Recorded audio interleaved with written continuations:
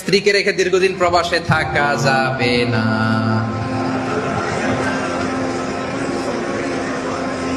যাবে? তার সাউন্ড নাই, দেখছেন? না, যাবে না। 5 মাস, ম্যাক্সিমাম 6 মাস।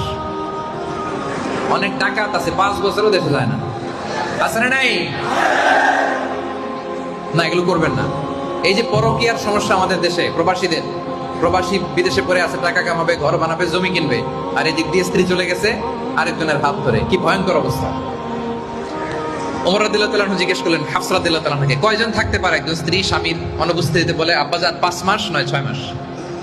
তাহলে 6 মাসের বেশি থাকা যাবে না।